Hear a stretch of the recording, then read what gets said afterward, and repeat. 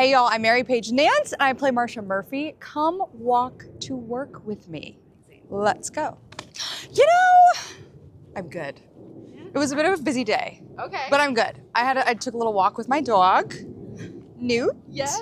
And I had rehearsal this morning with Yasmin, who is the associate choreographer on the original production, so I know her very well, and we created a lot of the movement together, so we have an amazing relationship. We had the best rehearsal. I love working with her. She set this tour, and she's brilliant. But my brain is a little like, okay, now I have to put all those notes into the show tonight in front of 3,000 people.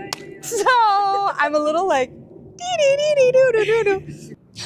Okay, it's been amazing because this group of people I think is very special. Not that our group wasn't, but I think there's something about people leaving home to do a show. It means they really care about it, you know? So I think when you have to know that you're not gonna be in New York, you're not with your friends, you're not with your boyfriends, your friends and family, you're on the road, it means you have a particular investment in this production. So I think there's something special about this group of people. And I feel very grateful to be working with them because they're all incredible and really want to be here and are excellent at their job. So I love it.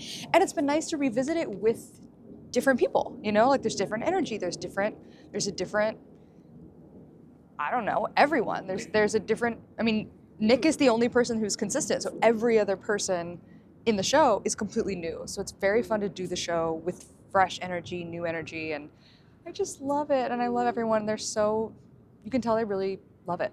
The original Broadway cast kind of dubbed the noise as the term. Yeah, for the we are the ensemble. noise. And now they've kind of like yes and that, and now they name all the noise. I know, okay, Isn't that and fun? I named myself a noise. Okay, tell me, I gotta know. Which is funny because I'm no longer in the noise, but I feel spiritually that I will always be in the noise. So my noise name is Elder Noise. I was just thinking like Mother Noise, like. I mean, Mother would be quite. Yeah. Oh, should it be Mother Noise? I feel like someone would have to deem me Mother Noise. I don't think anyone could name themselves Mother. I'm Elder Noise in the corner, like smoking a cigarette, like kids back in my day. Let me tell you. It is fun though, because they're all interested in the lore of how it was made. So every once in a while, you know, Jacoby will be like, so, you know, what was it like? And I'll go, actually, this originally was this. And Blue Jeans used to be after Stadium. So I did that in a workshop. We did Stadium, and then I went off stage and was like, money talks, like trying to just casually walk. I used to be the first entrance of Blue Jeans, my noise person. It got cut down the line, but there's all these things that you learn or that I know from developing the show that people who just learn it don't get to know. So it's fun. It's fun that people care, you know, like, oh, you want to know? Okay, I'll come around my table, sit at my feet, and I'll tell you. Not at my feet, but you know what I mean. The script really hasn't changed that much. I've been a part of 4 original Broadway shows, so I've workshopped a lot in my life, and I've also workshopped shows that never made it to Broadway, and I tend to do a lot of developmental work, and I have been a part of shows that have been cut open, ripped apart, moved around, totally changed. I mean, in Finding Neverland, my Broadway debut, we put in our first opening number was new. I mean, like 3 weeks into previews. We put in a new opening. I mean, the first 20 minutes of the show were new. So I've been in a dance studio at 9 in the morning, 3 weeks into Broadway previews, learning a new song with new lyrics and putting that into the show that night. So I have had the worst of it. And this honestly worked from the beginning. From workshops, early readings and workshops, this script worked. And we could feel it in Boston the first time we had an audience. You're always like, okay, well, it's not just investors and some folding chairs. It's real people who love Neil Diamond, who came to see the show. And immediately we knew they were with us. It is very different, I have to say. It sounds really different. It feels louder here. Well, every theater is obviously different that we come into, but just the sheer sound of 3,000 people cheering and laughing is completely different than 1,000 people.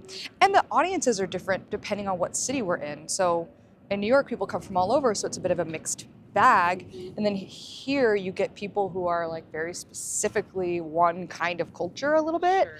So depending on the city, sometimes they're really boisterous or they're not, or, you know, it changes. But doing it in front of 3,000 people, I mean, there is nothing like it. It feels like I mean, the actual script part of it, you know, there's the script and then there's these big musical numbers, always feels intimate no matter how many people are out there. And I do think this is why the script works so well and what still holds about it. Even in this 3,000 seat house, I'm having a very intimate conversation between me and Neil Diamond. It's crazy to say. Across a tiny table, and I'm just talking to him like this. And people I mean, literally in this theater, the top balcony looks like they are on the ceiling. I'm gonna put it in the video. I was up there and look, it's I need to see that. Because when we sing Sweet Caroline at the end and we point to the audience, I'm not kidding. I literally am going, ba, ba, ba. I mean, yeah. So the fact that, and we still get laughs and they're still with us and, you know, we hear people from 200 feet away still responding to the show, and it just, I don't know, it's a testament to the work and what the show is. And the power of Neil Diamond, right? And the power of Neil Diamond, who I love. He's so sweet. We've met him a couple times, and then here's a very funny picture from opening night on Broadway when he is singing Sweet Caroline. There's a picture of me from his perspective. The press photos got all of us on stage, and I literally am like this. It's great. Yeah, I'm going to send it to you, and you can add it to the video. Yes, please. I had never heard him alone sing. I'm like, no, what? This guy's good. You know what I mean? It's like, oh, now I get what they're talking about. Someone get this guy a job. Like, he can really sing. I mean, it was immediate when he sang, "Where it began." You know, I was like, it astounded me. Oh my gosh. Okay, Shall we go? We have to go there. through security. Yes. Yes. I did not realize that I did actually love a Neil Diamond song. I did not know it was a Neil Diamond song.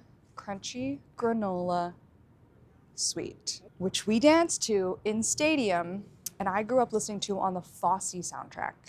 The original cast of Fosse. I grew up with that soundtrack, which was performed at the Broadhurst Theater. I'm a big Fosse fan, and I grew up like dedicated to that album and that work. And so I grew up with that melody in my head. I had no idea Neil Diamond wrote that. And so when we were first learning Crunchy for Stadium, I mean, let's just say I was lit. It was lit. It was so fun. And of course we have some of the, you know, New York's best dancers in the show. So me and Jess Loprato would just be like, you know, we heard it with the band for the first time. I mean, that man can write music. I mean, so I didn't expect to, I guess, have an emotional connection to his music because I didn't really realize that I knew it.